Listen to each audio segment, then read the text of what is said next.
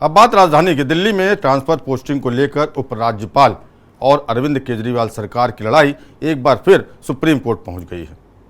11 मई को दिल्ली सरकार की याचिका पर 5 जजों की बेंच ने कहा था, पब्लिक ऑर्डर, पुलिस और जमीन को छोड़कर उपराज्यपाल बाकी सभी मामलों में दिल्ली सरकार की सलाह और सहयोग से ही काम करेंगे।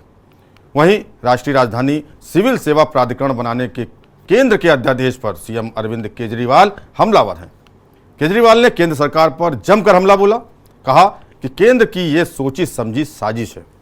इस अध्यादेश की टाइमिंग भी प्लान के तहत की गई है। केजरीवाल बोले कि उन्हें भी पता था कि हम इस अध्यादेश को सुप्रीम कोर्ट में चुनौती देंगे। केजरीवाल ने कहा वो गर्मी की छुट्टियों में सुप्रीम कोर्ट के बंद होने का इंतजार कर रहे थे। उन्होंने इंतजार किया क्योंकि वो जानते हैं कि ये अध्यादेश अवैध है। उन्हें पता है कि ये 5 मिनट कोर्ट में नहीं टिकेगा। जब जुलाई को सुप्रीम कोर्ट खुलेगा तो हम इसे चुनौती देंगे। देखिए स्पेशल रिपोर्ट। दिल्ली में ट्रांसफर पोस्टिंग को लेकर उपराज्यपाल और अरविंद केजरीवाल सरकार की लड़ाई एक बार फिर सुप्रीम कोर्ट पहुंच गई है। 11 मई को दिल्ली सरकार की याचिका पर 5 जजों की बेंच ने कहा था कि पब्लिक ऑर्डर, पुलिस और जमीन को छोड़कर उपराज्यपाल बाकी सभी मामलों में दिल्ली सरकार की सलाह और सहयोग से ही काम करेंगे। बता दें कि 7 दिन बाद 19 मई को केंद्र सरकार ने अध्यादेश लाकर सुप्रीम कोर्ट के फैसले को पलट दिया। अध्यादेश के मुताबिक दिल्ली में अधिकारियों के ट्रांसफर पोस्टिंग का आखिरी फैसला उपराज्यपाल का होगा। इसमें मुख्यमंत्री का कोई अधिकार नहीं होगा। विवाद में कब क्या हुआ? 11 मई सुप्रीम कोर्ट की 5 जजों की संविधान पीठ ने बेंच ने कहा, एलजी दिल्ली सरकार की सलाह पर काम करेंगे। सुप्रीम कोर्ट ने फैसला दिया कि दिल्ली में सरकारी अफसरों पर चुनी हुई सरकार का ही कंट्रोल रहेगा। 12 मई केजरीवाल सरकार ने सर्विस सेक्रेटरी आशीष मोरे का ट्रांसफर किया, एलजी ने रोका। दिल्ली सरकार का आरोप है कि एलजी सुप्रीम कोर्ट के आदेश के बावजूद ऐसा कर रहे हैं। हालांकि बाद में एलजी ने फाइल पास कर दी।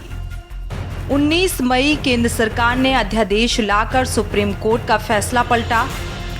संसद में अब 6 महीने के अंदर इससे जुड़ा कानून भी बनाया जाएगा।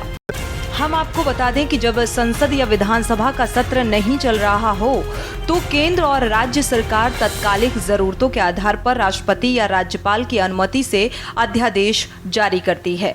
इसमें संसद, विधानसभा द्वारा पारित कानून जैसी शक्तियां होती हैं।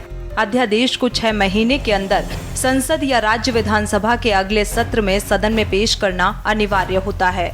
अगर सदन उस विधेयक को पारित कर दे तो ये कानून बन जाता है, जबकि तय समय में सदन से पारित नहीं होने पर यह समाप्त हो जाता है। हालांकि सरकार एक ही अध्यादेश को बार बार भी जारी कर सकती है। एलजी दिल्ली सरकार विवाद। आप सरकार और उपराज्यपाल के बीच अधिकारों की लड़ाई 2015 में दिल्ली हाई कोर्ट पहुंची थी।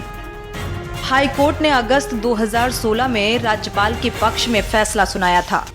आप सरकार ने उसके खिलाफ सुप्रीम कोर्ट में अपील की। 5 मेंबर वाली संविधान बेंच ने जुलाई 2016 में आप सरकार के पक्ष में फैसला सुनाया।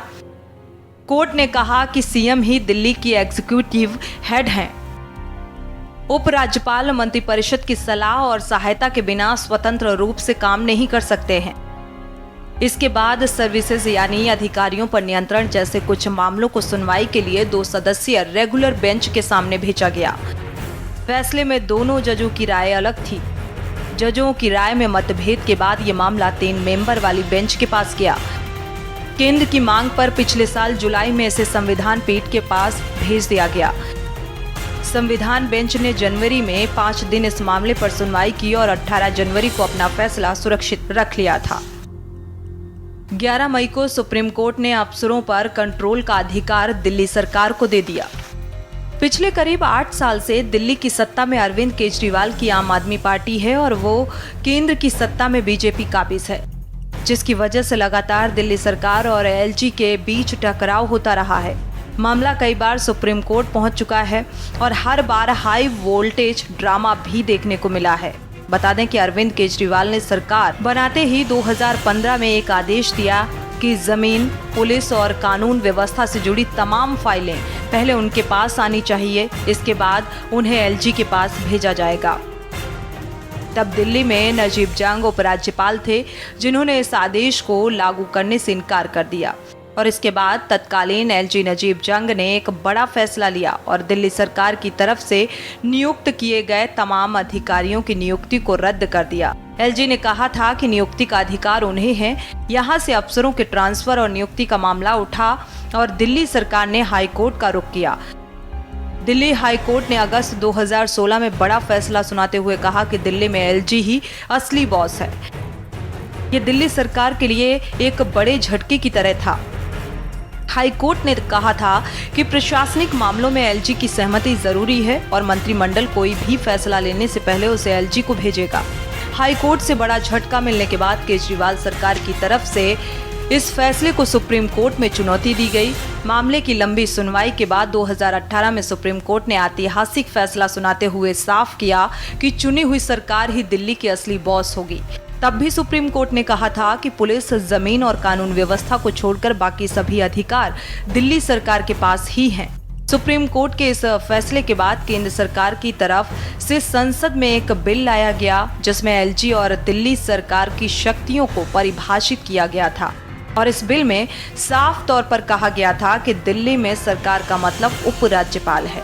बिल पेश होने के बाद आम आदमी पार्टी और बाकी विपक्षी दलों ने इसका विरोध किया, लेकिन भारी हंगामे के बीच government of national capital territory of Delhi bill 2021 को दोनों सदनों के पास कर दिया गया। इसके बाद इसे नोटिफाई भी किया गया, जिसके खिलाफ बाद में दिल्ली सरकार सुप्रीम कोर्ट पहुंची। लेकिन पिछले 8 साल का इतिहास बताता है कि किसी भी मोड़ पर यह टकराव फिर से शुरू हो सकता है। इसका ताज़ा उदाहरण भी देखने को मिल गया। दिल्ली सरकार ने सुप्रीम कोर्ट से हरी झंडी मिलते ही अधिकारियों के तबादले शुरू कर दिए। सबसे पहले सर्विसेज विभाग के सचिव का ट्रांसफर किया गया, लेकिन अब तक केंद्र ने इस पर अमल नहीं किया है, जिसे लेकर आम आदमी पार्टी फिर सुप्रीम कोर्ट पहुंच गई है। आपकी तरफ से इसे कोर्ट की अवमानना बताया गया है। आगे भी दिल्ली सरकार बनाम एलजी या केंद्र के बीच होने वाली इसी तरह की कई लड़ाई देखने को मिल सकती है। स्पेशल डेस्क, के न्यूज़ इंडिया।